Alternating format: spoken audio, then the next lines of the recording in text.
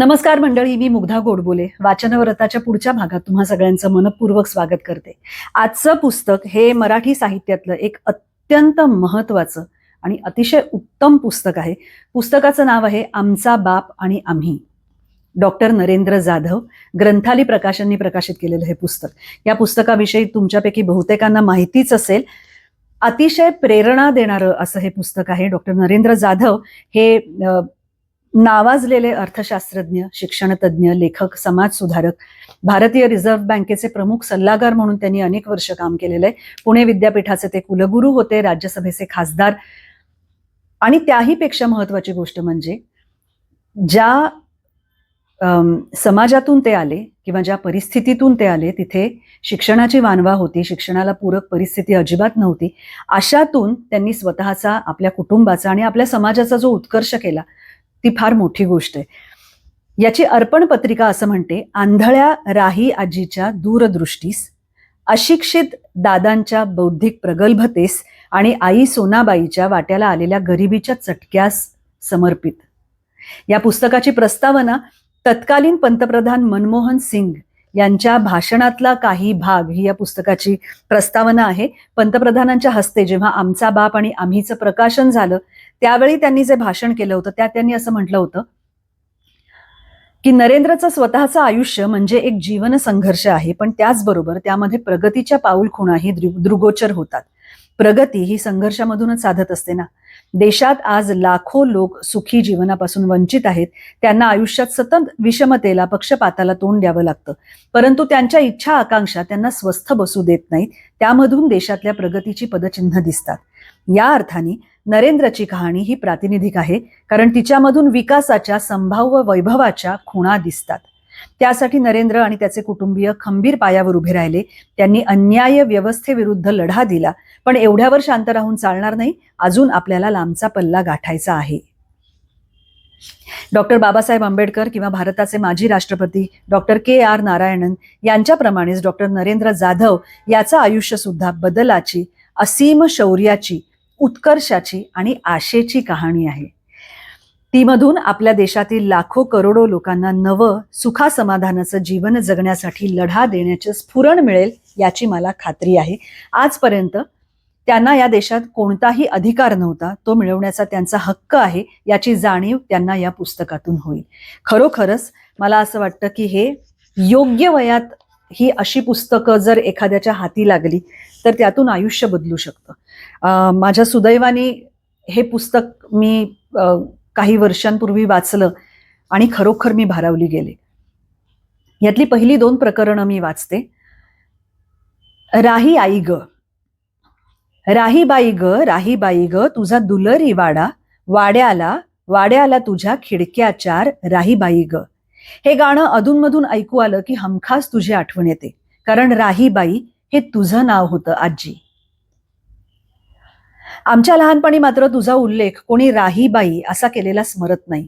आम्ही सर्वांनी तुला राही आई असं संबोधावं हा तू घालून दिलेला दंड. त्यामुळे आमच्या जन्मदात्या आईला मात्र आम्ही बाई म्हणत असू. मनात खोलवर कुठेतरी वाईट वाटत असे. स्वतःच्या आईला बाई म्हणायचं आणि आजीला मात्र आई. यात जन्मदात्रीवर अन्याय होतो असं वाटायचं. खरं सांगू का, तुझ्याबद्दल अनेक बाबतीत माझ्या मनात अढी होती, अगदी आत्तापर्यंत. माझ्या लहानपणच्या तुझ्याबद्दलच्या आठवणी फारशा सुखावह नव्हत्या. आजीबद्दलच्या पारंपरिक कल्पनांना तर पूर्णपणे छेद देणाऱ्या होत्या. मला तुझा सहवास फारसा लाभला नाही, कारण मी तुझा सर्वात धाकटा नातू. तू मला कधीच पाहू शकली नाहीस, कारण मी जन्माला येण्याच्या कित्येक वर्ष अगोदर तुझी दृष्टी संपूर्णपणे अधू झाली होती, डोळ्यात फूल पडून. म्हणजे कॅटरॅक्ट सारखा सर्वसामान्य दोष असताना योग्य ती काळजी न घेतल्यामुळे. माझ्या मनात तुझी जी मूर्ती आहे ती घट्ट काळा रंग, ओबडधोबड चेहरेपट्टी, बेताची उंची आणि कृश शरीर यष्टी अशी. त्यातून तुझ्या चेहऱ्यावर सतत त्रासिक भाव, आजारपणामुळे किंवा इतरांवर अवलंबून राहावे लागत असल्यामुळे सतत तू चिडचिड करायचीस. तुझे केस मात्र विलक्षण सुंदर होते, संपूर्णपणे रुपेरी, अगदी कुठल्याही अँगलमधून पाहिले तरी चमकणारे. त्यातून माझ्या आईने तुला आंघोळ घातल्यानंतर इतर कोणाचीही मदत नाकारून तू स्वतःच मन लावून तुझे केस विंचारायचीस आणि मग प्रयत्नपूर्वक त्याचा सुपारी एवढा बुचडा बांधायचीस. तुला सांगितले की नाही, पण त्यावेळी तू खूप मस्त दिसायचीस. माझी मुलगी अपूर्वा लहानपणी तिच्या आजीच्या अंगाला स्पर्श करत म्हणत असे, हाऊ नाईस, हात मऊ मऊ, पाय मऊ मऊ. माझ्या लहानपणी तुझेही तसेच असणार ग. पण तुझ्या जवळ जाण्याची आम्हा भावंडांची शामतच नव्हती. मी किंवा तृषा दोघांपैकी कुणीही तुझ्या तावडीत चुकून माकून सापडलो की कारण असो वा नसो तू सरळ मारायला सुरुवात करायचीस. कारण तुझं तुलाच ठाऊक. रोजच्या रोज बचकभर तंबाखू पत्र्यावर ठेवून खरपूस भाजण्याचा प्रकार चालू असायचा मशेरी बनवण्यासाठी. ठसका लागून आमचे प्राण कंठाशी यायचे. नंतर कित्येक तास तो उग्र दर्प घरात भरून राहत असे. तू मात्र स्वस्थ चित्तानी तासन तास बोळक्या तोंडातल्या उरल्या सुरल्या दातांना मशेरी लावण्यात मशगूल असायचीस. एरवी तुझ्या हालचाली मर्यादित, पण तोंडाची टकळी मात्र अखंडपणे चालू. तुझ्या बिछाण्याजवळ एक ॲल्युमिनियमचा लोटा होता. त्यात थुंकण्यासाठी तू पॉज घ्यायचीस, तेवढीच तुझ्या जिभेला विश्रांती. तू गेलीस त्यावेळी मी 12 वर्षांचा होतो. तो दिवस मला आजही आठवतो. 16 ऑगस्ट 1965. श्रावणी सोमवार होता. आपल्या वडाळ्याच्या घरी तू मरणासन्न अवस्थेत पडून होतीस. सारे गणगोत गोळा झाले होते. कोणीतरी मी शाळेत त्या दिवशी जाऊ नये असं सुचवलं. मी तो विचार झटकून टाकला. सर्वांचे सुतकी चेहरे गोंधळून टाकत होते. तिथून दूर पळून जावं असं वाटत होतं. शिवाय त्या दिवशी तिमाही परीक्षेचे पेपर मिळणार होते. रिझल्ट पाहायला मी उत्सुक होतो. त्यामुळे मी शाळेत निघून गेलो. नादान होतो मी. गेल्या वर्षी भारत सरकारच्या सांस्कृतिक खात्याने आपल्या कुटुंबावर एक छोटी टेलिफिल्म केली होती. त्यात एक भाग म्हणून आपल्या गावी नाशिक जिल्ह्यातल्या ओझर इथे शेतीवाडी करणारे चुलत भाऊ आहेत. त्यांची तिथे जाऊन मुलाखत घेण्यात आली होती. थोरला वसंत भाऊ स्पष्टपणे म्हणाला की दामू काका आणि त्यांच्या मुलांची प्रगती झाली ती हे गाव सोडून मुंबईला गेल्यामुळे. ते तिथे राहिले असते तर आमच्यासारखे अल्पभूधारक शेतकरी राहिले असते. गाव सोडून आपलं कुटुंब का आलं मुंबईला? तुझ्यामुळे आजी, केवळ तुझ्यामुळे. तुझ्या जिद्दीची सुरुवात तिथून होते. नाशिक जिल्ह्यातला अकराळा गावातील भिऊ निंबाची तू मुलगी, रुंजा बाबाची तू दुसरी बायको. पहिल्या पत्नीला मूल झाले नाही म्हणून तिला टाकून रुंजा बाबांचे तुझ्याशी लग्न लावण्यात आले. तुला 2 मुलगे आणि 2 मुली झाल्या. त्यापैकी 2च जगले. दामू म्हणजे आमचा बाप आणि नाजुका आमची आत्या. 1916-17च्या सुमारास महाराष्ट्रात जी प्लेगची साथ आली होती त्यात रुंजा बाबा गेले. नवऱ्याचा आधार नाही, जमीन असून नसल्यासारखी. पण आजी, तू आपल्या 2 लहान मुलांचा सांभाळ करत जिद्दीने उभी राहिलीस. मोलमजुरी करून तू त्यांची उपासमार टाळू शकलीस. त्यावेळी दामू असावा 8-10 वर्षांचा तर नाजुका असावी 4-5 वर्षांची. दामूचा चुलत भाऊ माधव वयात आलेला होता. त्याचे आई बाबा दोघंही प्लेगमध्ये दगावले होते. त्याच्यावरही तू मातृछत्र धरलंस. माधव हा तरणा बांडगडी, तो कुस्तीगीर होता. त्याने ठेवलेल्या बाईवरून तंटा झाला. हाणामारी झाली. त्यात त्याने काही लोकांना जबर चोप दिला असावा. पोलीस केस झाली आणि माधव घाबरला.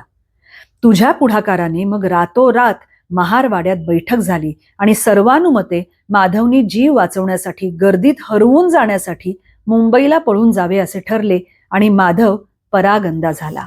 माधव मुंबईला पळून गेला खरा, पण त्याचं तिथे काही जमेना. शिक्षण नाही, कसलंही कौशल्य नाही, अगदी भामटेगिरी करण्याची देखील कुवत नव्हती. या परिस्थितीत आणखी काय होणार? त्याची उपासमार होऊ लागली. त्याला भीक मागत फिरावे लागले. मुंबईची चाकरमानी मंडळी उन्हाळ्याच्या सुट्टीत देशावर येत. त्यांच्याकडून ही हकीकत कळल्यावर तू कळवळलीस. तू लगोलग निर्णय घेतलास आणि थेट मुंबईला जाऊन माधवची काळजी घेण्याचं ठरवलंस. दामू आणि नाजुका एवढी लहान होती की त्यांना मागे ठेवून जाणं शक्य नव्हतं. त्यांना बरोबर घेऊन तू निघालीस. राही आई, दिसतेस तू मला आता वरचेवर. कंबर खोचून लहानग्या दामू आणि नाजुकाला हाताशी धरून निश्चयाने ओझर गावातून खेरवाडी स्टेशनकडे चालत चालत जाताना ऊन रणरणतय. रस्त्यावरचं डांबर वितळून अनवाणीचा निघालेल्या मुलांचे पाय पोळतायत. पण तुझा निश्चय पक्का आहे. चटके बसल्यामुळे मुलं थैथयाट करत पाय ओढतायत. लहान असून दामूला आपल्यावरच्या जबाबदारीची जाणीव आहे. आपण मोठ्या मुलांसारखं वागलं पाहिजे या जाणीवेनी तो आपल्या वेदना चेहऱ्यावर दिसू देत नाहीये. लहानगी नाजुका मात्र आलटून पालटून रडतीये, मुसमुसतीये. मध्येच तू एका कचऱ्याच्या ढिगाजवळ थांबतेस. तू त्या उकिरड्यातून मळकट कापडाचे तुकडे शोधून काढतेस, त्याच्या चिंध्या करून दोन्ही मुलांच्या पायाला बांधतेस. तुझी आयडिया बघून दामू हसू लागलाय. नाजुका मात्र आपलं हसू दिसलं तर आपली नाखुशी उघडी पडेल म्हणून बेतानी हसतेय. बंडीच्या बाह्यांना आपले फुरफुरणारे नाक पुसून पुढे चाललीये. तू खेरवाडी स्टेशनवर आलीस आणि तुला गावची पवळाऊ भेटली. पवळाऊ आर्थिकदृष्ट्या सुस्थितीत आहे. ती रितसर तिकीट काढून मुंबईला निघालेली आहे. तिला सोबत हवीच आहे. तिची सोबत करत बिन तिकीट प्रवास करून तू मुंबईला पोचलीयस आपल्या चिल्ल्या पिल्ल्यांसह. मुंबईला पोचल्यावर तू गोंधळून गेलीस खरी, पण लगेच स्वतःला सावरलंस. याला त्याला सांगून तू माधवचा शोध घेतलास. शेवटी एकदाचा माधवचा ठावठिकाणा गवसला. पण मधल्या काळात मुंबईवासी ग्रामबंधूंनी त्याच्या मनात भरवून दिलं होतं की त्याला स्वतःबरोबर इतर या तिघांनाही पोसावं लागेल. त्याने त्याचा धसका घेतला आणि तो स्वतः ओझरला निघून गेला. आजही आम्हा भावंडांना नेहमी प्रश्न पडतो, कशाच्या जोरावर तू मुंबईला जाण्याचा निर्णय घेतला होतास? तुझ्याकडे शिक्षण नव्हतं, कुठलंही कौशल्य नव्हतं. माधव सारखा तरुण गडी हेलपाटला. तू तर 2 मुलांची जबाबदारी असलेली विधवा होतीस. काय होतं तुझ्याकडे? आता आम्हा सर्वांना कळतं, आजी, तुझ्याकडे नेटिव्ह इंटेलिजन्स होता, चातुर्य होतं आणि सर्वात महत्वाचं म्हणजे विजिगिषा होती. माधव ओझरला निघून गेल्यानंतर तू मुलांसह मुंबईतच का राहिलीस? तू मुंबईत राहिलीस कारण तुला पॉसिबिलिटीज दिसू लागल्या होत्या. नव्हे, त्या तू पाहू शकत होतीस. एवी तेवी गावात जमीन जुमला नावाला होता आणि घर म्हणून एक पडकं खोपटं होतं. आयुष्यभर तुझा ओढा गावाकडे राहिला असला तरी कुटुंबाच्या प्रगतीच्या संधी तुला आकलन झाल्या होत्या. नंतरच्या काळात तुला अंधत्व आलं तरी तुझ्याकडे दूरदृष्टी मात्र कायम होती. तुझ्या नंतरच्या पिढीनं, आमचा बाप आणि बाई यांनी ज्या तडफेनं आपल्या कुटुंबाची उभारणी केली, त्या जिद्दीचा मूल स्रोत असलेली तू त्यावेळी जिगर दाखवली होतीस. तुला आजी न म्हणता आई का म्हणायचं हे आता कळतं, आई. असा हा राहीबाईवरचा लेख. पुढचा लेख वाचते. तसं पाहिलं तर पित्याचा उल्लेख वडील असा करावा हे शिष्टसंमत आहे. माझ्या वडिलांना मात्र ते कधीच रुचलं नाही. इतर कुणाचाही उल्लेख ते अमक्या तमक्याचे वडील असा करण्याऐवजी न चुकता कुणाचा तरी बाप असाच करत असत. किंबहुना आम्ही भावंडांनी देखील त्यांची स्वतःची ओळख आमचे वडील म्हणून करून दिलेली त्यांना खपतच नसे. भाषेऐवजी त्यांच्या स्वतःच्या ठाम अशा काही कल्पना होत्या. अशा वेळी ते हमखास सुनावणार, अरे भाषा म्हणजे कशी पाहिजे, झणझणीत, एकदम बोमलाच्या चटणीवाणी. हे काय तुम्ही वडील वडील म्हणता, ते भेंडीच्या भाजीवानी बुळबुळीत लागतंय. आम्ही सर्व भावंड त्यांना दादा म्हणत असू. मध्यम उंची, काळा ओबडधोबड चेहरा, मुद्रा करारी, पण लहान मुलांची बोलताना डोळ्यांमध्ये एक खट्याळ छटा. धोतर, पांढरा सदरा, खाकी कोट आणि काळी टोपी हा त्यांचा नित्याचा पेहराव. हातात काठी, मात्र त्या काठीचा उपयोग आधारापेक्षा इतरांना दमबाजी करण्यासाठी जास्त. मध्यमवर्गीय नोकर पेशे ऑफिसमधून येत असतात.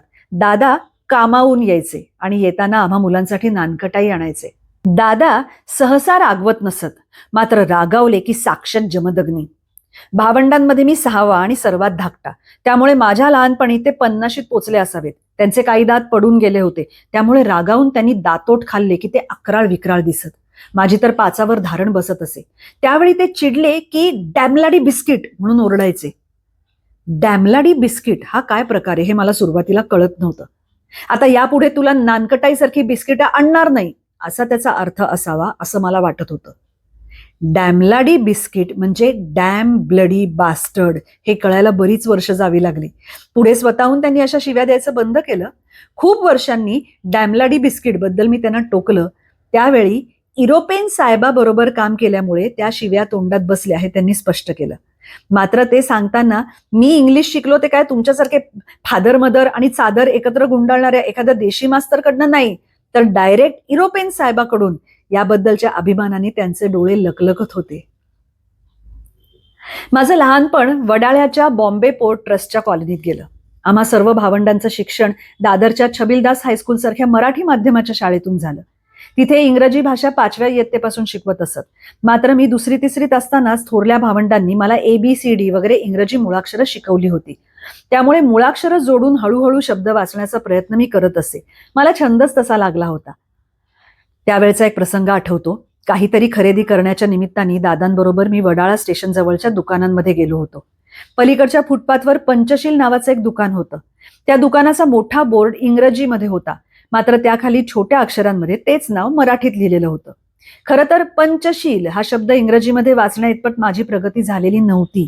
मी वाचला तो मराठी नावाचा बोर्ड, मात्र दादांना प्रात्यक्षिक करून दाखवताना पंचशील असं अडखळून वाचून मी त्यांना माझ्या इंग्रजी वाचनाने चकित केलं. दादा एकदम खुश, म्हणाले, चाल तुला आलेबेला मधली लस्सी पाजतो. हॉटेलमध्ये जाऊन बसल्यानंतर त्यांनी मागवलेली लस्सी मात्र माझ्या घशाखाली उतरेना. शेवटी मी खोटं बोलल्याचं स्वतःहून मान्य करून मोकळा झालो आणि पाठीत दणका मिळण्याची वाट पाहू लागलो. मात्र झालं ते उलटच. ते खदाखदा हसू लागले. मी पुरता गोंधळून गेलो. थोडी भीड चेपल्यानंतर मी भीतभीत विचारलं, दादा मी खोटं बोललो, तुम्हाला राग नाही आला? ते आणखी हसायला लागले. म्हणाले, तुम साला एक नंबर का बदमाश आहे. मी आणखी गोंधळून गेलो. तेच पुढे म्हणाले, तू घाबरू नकोस, मी तुला मारणार नाही. तुझ्या खोटं बोलण्यामुळे कुणाचं नुकसान नाही झालं. उलट तुझी सदसद विवेकबुद्धी जागरूक आहे, ते बघून मला आनंद वाटला. चल मी तुला अजून एक लस्सी पाजतो. माझ्या कबुली जबाबामागे सदसद विवेकबुद्धीपेक्षा आपलं बिंग फुटलं तर काय हा भीतीचा भाग जास्त होता हे सांगण्याचा धीर मला झाला नाही. मात्र त्यानंतर अगदी शेवटपर्यंत माझ्या बाबतीत तुम साला एक नंबर का बदमाश आहे हे त्यांचं पालुपद कायम राहिलं. अर्थात त्यात रागापेक्षा कौतुकाची भावना स्पष्टपणे प्रतीत होत असे. लहान मुलांशी बोलण्याची, त्यांच्याशी खेळण्याची त्यांची एक विशिष्ट शैली होती. एखादा लहान मुलगा भेटला की ते हमखास विचारणार, काय रे, अक्कल बडी की म्हैस बडी? म्हैस बडी म्हणणारं मूल त्यांच्या लेखी नापास, एकदम कंडम. तो प्रश्न त्यांनी इतरांना विचारताना मी अनेक वेळा ऐकला असल्यामुळे असेल कदाचित, पण मला त्यांनी विचारलं त्यावेळी माझं उत्तर तयार होतं, अक्कल असलेली म्हैस बडी.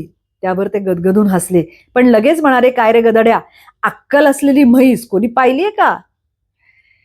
मी शाळेमध्ये असताना पहिला नंबर पटकावू लागलो. त्यावेळी घरी येणाऱ्या जाणाऱ्यांचा एक प्रश्न ठरलेला असायचा, तू मोठेपणी कोण होणार? त्या वयातली मुलं त्या प्रश्नाला सर्वसाधारणपणे जसं गुळमुळीत उत्तर देतात तसंच मीही देत असे. एकदा मोठ्या भावाने म्हणजे JD जाधव, महाराष्ट्र शासनाचे सचिव, त्यांनी विचारलं तेव्हा मात्र प्रामाणिकपणे मला लेखक व्हायचंय म्हणून मी सांगितलं. ते ऐकून त्याचा चेहरा कडू झाला. अरे रे, याला भीक मागावी लागणार असंच काहीतरी तो म्हणाला. त्यानंतर काही दिवसांनी दादांनी मला जवळ बोलावलं आणि म्हणाले, हे बघ, तुला लोक सांगतील तू डॉक्टर व्हय, इंजिनियर व्हय, बालिस्टर व्हय, पण तू कुणाचं काय ऐकू नको. तू तुझ्या बुद्धीला योग्य वाटल तेच होण्याचा प्रयत्न कर. मी बी तुला सांगणार नाही अमुकच व्हाय आणि धमुकच व्हाय. माझं म्हणणं एवढंच आहे की तू जे करशील त्याच्या टापला जायला पाहिजे.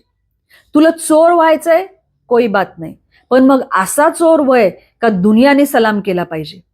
तुला जुगार खेळायची हरकत नाही, पण मग असा अट्टल जुगारी हो का सगळे लोक बोलले पाहिजे, इसको बोलता जुगारी. थोडक्यात समाधान मानून गप्प बसायचं नाही. काय? दादांचं हे रांगडं तत्वज्ञान हळूहळू कळत गेलं, मनात झिरपत गेलं. आता तर ते मनात घर करून बसलंय. शेवटी सर्च फॉर एक्सलन्स म्हणजे तरी वेगळं काय असतं? हेच ना. लेखक होईन म्हटल्यानंतर याला भिकेचे डोहाळे लागलेत म्हणणारा उच्च विद्या विभूषित भाऊ आणि काय वाटेल ते कर पण टॉपला जाण्याचा प्रयत्न कर म्हणणारे अशिक्षित वडील, यांच्यात खऱ्या अर्थानं व्यापक दृष्टिकोन कोणाचा? आज मी स्वतः तरी माझ्या मुलांना एवढा ओपन चॉईस देऊ शकतो का? शेवटी माझ्या भावासारखा मी देखील मध्यमवर्गीय भेदरटपणाचा बळी ठरतोय का? याचा मी जेव्हा विचार करतो तेव्हा लौकिक अर्थाने अडाणी असलेल्या माझ्या बापाची प्रगल्भता, त्याच्या बुद्धीची झेप मला थक्क करून सोडते. दादांच्या सर्व पिढीवर डॉक्टर बाबासाहेब आंबेडकरांच्या चळवळीचा एक फार मोठा ठसा उमटला होता. तो म्हणजे शिक्षणाच्या महतीचा.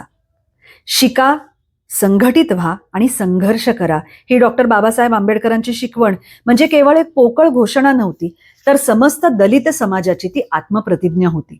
त्यामुळे आमच्या सर्वांच्या शिक्षणावर दादांचं बारीक लक्ष असे. आम्ही कोणी प्रयत्नात अपुरे पडलो आणि त्यामुळे कोणाला कमी मार्क पडले तर आम्हाला झोडपून काढायला दादा मागे पुढे पाहत नसत.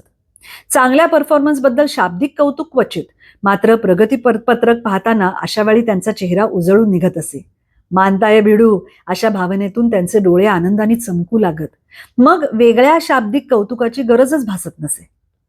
माझ्या बाबतीत त्यांच्या अपेक्षा विशेष उंचावलेल्या होत्या. मला वेगवेगळ्या भाषांमध्ये विशेष रस आहे, गती आहे, हे इतर कुणाच्याही आधी लक्षात आलं ते दादांच्या. मग शालेय अभ्यासक्रमाव्यतिरिक्त इतर काही भाषा मी शिकाव्यात हे त्यांच्या मनाने घेतलं. झालं. मला उर्दू आणि अरबी शिकवावं म्हणून एका स्थानिक मुल्लाला गळ घालण्यात आली. मी रोज मुस्लिम मुलांमध्ये बसून आलिफ बे पे शिकू लागलो. मला ते आवडू देखील लागले. पुढे पुढे त्या मद्रसामध्ये शिकायला जाणाऱ्या सर्व मुलांची सुनता करतात अशी खासगी माहिती जाणत्या मित्रांनी पुरवल्यामुळे काहीतरी खोटी कारणं दाखवून मी माझी शिकवणी बंद करवली. त्या शिकवणीचा एक परिणाम मात्र कायम स्वरूपाचा झाला. दादा मला छोटू ऐवजी छोटू मिया म्हणू लागले आणि गोडीत असले तर माझ्याशी मराठी ऐवजी हिंदीमध्ये संभाषण करू लागले. डॉक्टर आंबेडकरांनी दलित समाजामध्ये स्वाभिमानाचं जे स्फुल्लिंग चेतवलं त्या अस्मितेचं प्रतीक म्हणजे आमचे दादा.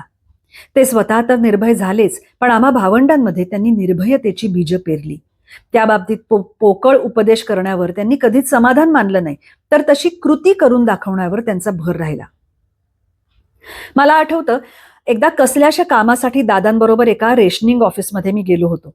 कुठलासा परवाना काढायचा होता. आम्हाला बाजूच्या एका सेक्शनमध्ये पाठवण्यात आलं. तिथे 2 कारकून बसले होते, एक तरुण एक तरुणी. दादा आणि मी त्यांच्या टेबलाजवळ जाऊन उभे राहिलो. जनतेच्या त्या सेवकांना इतरांकडे लक्ष देण्याचं भानच नव्हतं.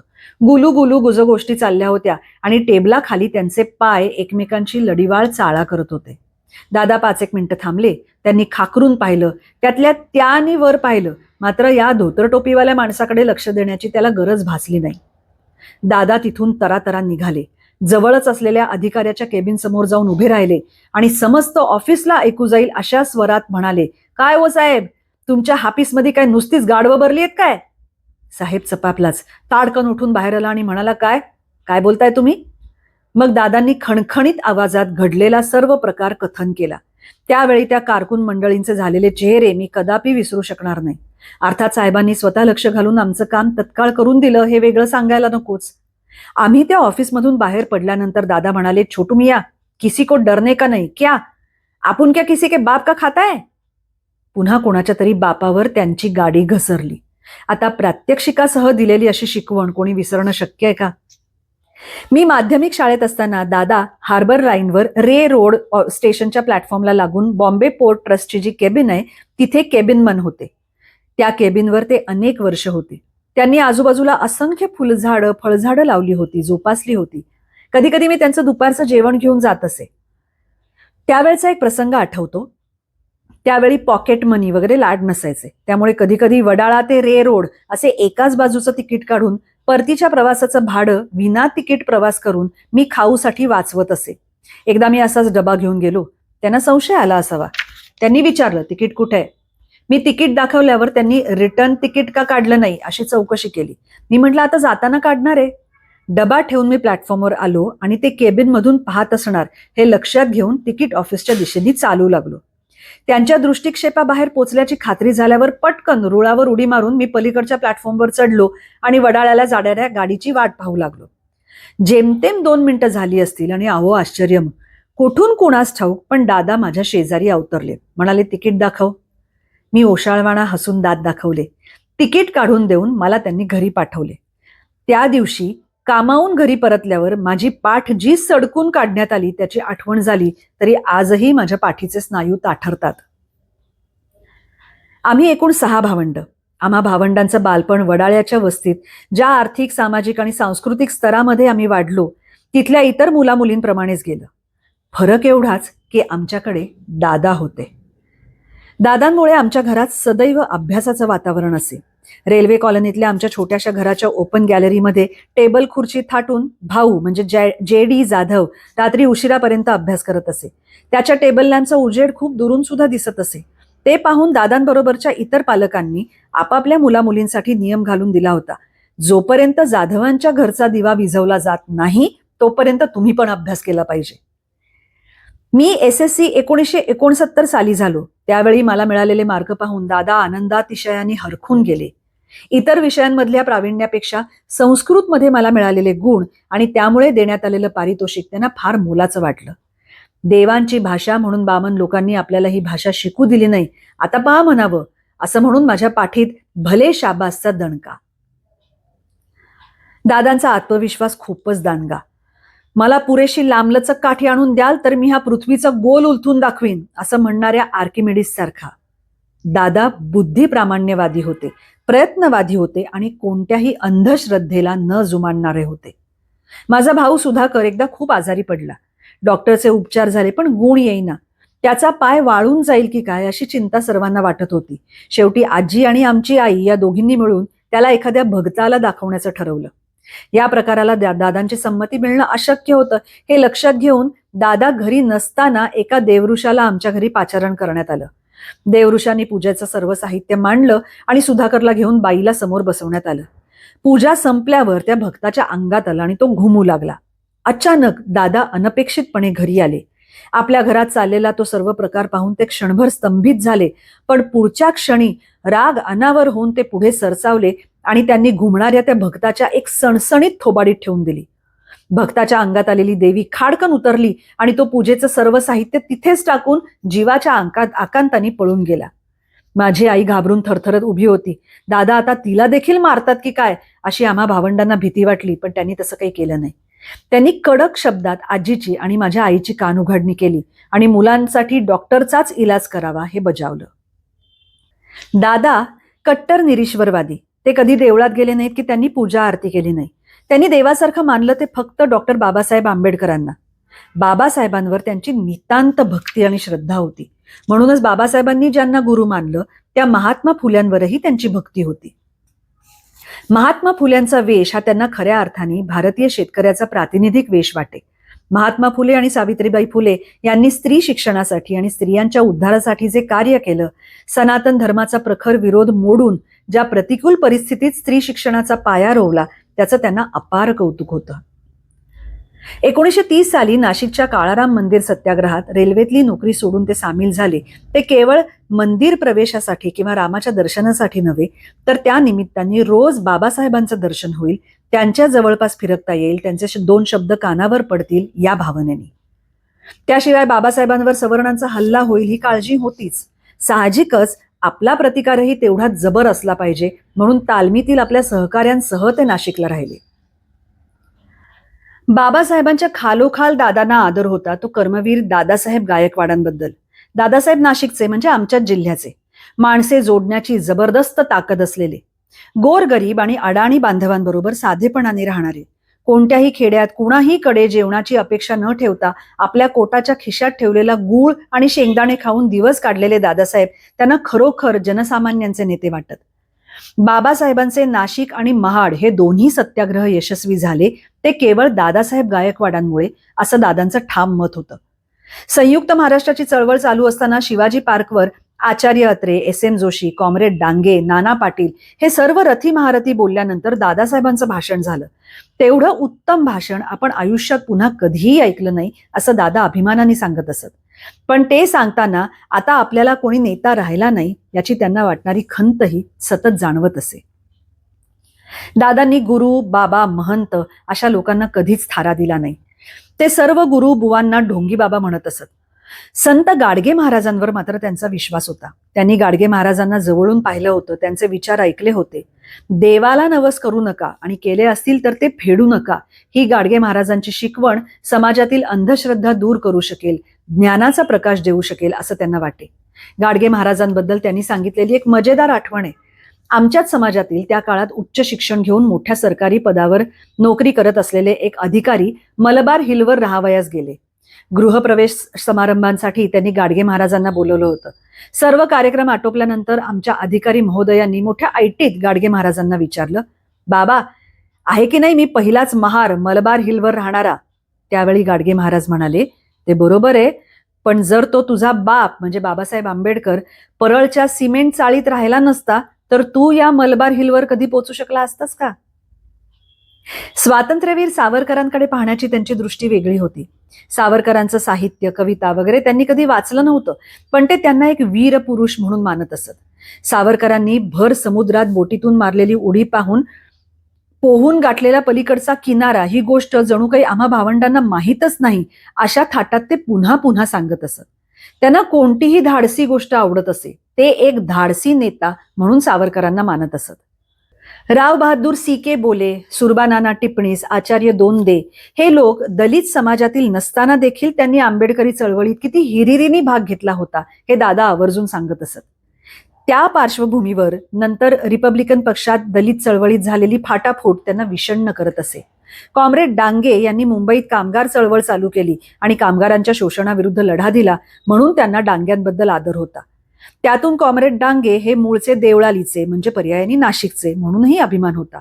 पण बाबासाहेबांनी स्थापन केलेल्या स्वतंत्र कामगार पक्षाचं काम करणारे मडके बुवा, धायविलकर बुवा, जगन्नाथ भातणकर आणि देवरुखकर या लोकांनी मुंबईतील कामगार चळवळीची मुळं रोवली हे ते आग्रहाने सांगत. अलीकडच्या काळात डॉक्टर काळे, डॉक्टर शांती पटेल, मनोहर कोतवाल, जॉर्ज फर्नांडिस यांनी कामगारांचे हक्क मिळवून देण्यात मोलाची कामगिरी केली आहे असं त्यांचं मत होतं. बॉम्बे पोर्ट ट्रस्टमध्ये दादा चतुर्थ श्रेणी कर्मचारी होते. ज्यावेळी श्री नाडकर्णी हे पोर्ट ट्रस्टचे चेअरमन म्हणून आले आणि त्यांना समजलं की आपल्या एका कामगाराचा मुलगा IAS मध्ये आहे, त्यावेळी त्यांना अतिशय आनंद झाला. त्यांनी दादांना भेटायला बोलवलं. योगायोग असा की त्यावेळी ज्येष्ठ बंधू JD परभणीला जिल्हा कलेक्टर होते आणि नाडकर्णी ज्यावेळी इंग्लंडहून ICS होऊन आले होते त्यावेळी त्यांची पहिली नेमणूक परभणीचे कलेक्टर म्हणूनच झाली होती. चेअरमनला भेटायला जायचं म्हणून दादांनी माझ्या एका भावाला दिनेशला बरोबर घेतलं होतं. चेअरमनच्या कक्षात ते त्याआधी कधीच गेले नव्हते. दिनेश सुद्धा एवढा शानदार प्रशस्त अधिकारी कक्ष पहिल्यांदाच पाहत होता. नाडकर्णी साहेबांनी बसा म्हणायचा अवकाश की दिनेश ताबडतोब समोरच्या खुर्चीवर बसला, पण दादा बसायला तयार नव्हते. नाडकर्णी साहेब पुन्हा पुन्हा त्यांना बसा म्हणत होते, पण हे उभेच. वरिष्ठांसमोर बसणं म्हणजे वरिष्ठांचा अवमान करण्यासारखं आहे असं त्यांना वाटे. शेवटी नाडकर्णी साहेब म्हणाले, तुम्ही बसणार नसलात तर मलाही आता उभं राहून तुमच्याशी बोलावं लागेल. मग मात्र ते अवघडून बसले. BPTच्या इतिहासात आजपर्यंत कोणाही अधिकाऱ्याचा किंवा कर्मचाऱ्याचा मुलगा IAS झालेला नाही. तुमच्या मुलानंही कर्तबगारी गाजवली याचा मला आनंद आणि अभिमान वाटतो. तुमच्यासारख्याचे आशीर्वाद आहेत, बाबासाहेबांची पुण्याई आहे. तुमच्या मुलाला तुम्हीच घडवलेत, शिक्षणासाठी उत्तेजन दिलं, त्याच्या यशात तुमचा मोठा वाटा आहे. BPT मधील इतर कामगार आणि अधिकारी या सर्वांना हे एक उदाहरण ठरावं म्हणून मी तुमच्यासाठी काहीतरी करण्याचा विचार करतोय. तुम्ही या वेळेला माझ्यासाठी काय करू शकणार? मला वरची जागा तर देऊ शकणार नाही कारण माझं तेवढं शिक्षण नाही. त्याच्यावरही तुम्ही वरची जागा दिली तरी पण मी ते काम करू शकणार नाही. जर तुम्हाला नोकरीत 1 वर्षाची मुदत वाढवून मिळाली तर तुम्हाला कसं वाटेल? साहेब, मला आता त्याची गरज नाही. माझी 2 मुलं मार्गाला लागलेली आहेत. दुसरी 2 लवकरच शिक्षण पुरं करतील. त्याच्यामुळं रिटायर झाल्यावर नोकरी करण्याची आता मला काही इच्छा नाही. बघा, मी तुमच्यावर सोडतो. त्यापेक्षा साहेब, ज्यांच्या मुलाचं शिक्षण पूर्ण झालेलं नसेल आणि बापाच्या रिटायर होण्यामुळे ते पुढे होऊ शकणार नसेल अशा एखाद्या कामगाराला एखादं वर्ष वाढवून द्या. माझ्यापेक्षा दुसऱ्या गरजवंताची गरज पुरी करा. नाडकर्णी साहेब अवाक झाले. त्यांनी हात पुढे करून दादांचे हस्तांदोलन केलं आणि म्हणाले, तुम्ही मनानंही मोठे आहात. आमचा बाप आणि आम्ही जरूर वाचा. एक फार वेगळं आयुष्य हे पुस्तक आपल्याला दाखवतं. फार मोठा टप्पा, फार मोठी स्थित्यंतरं या पुस्तकातनं आपल्याला दिसतात. जरूर वाचा आमचा बाप आणि आम्ही.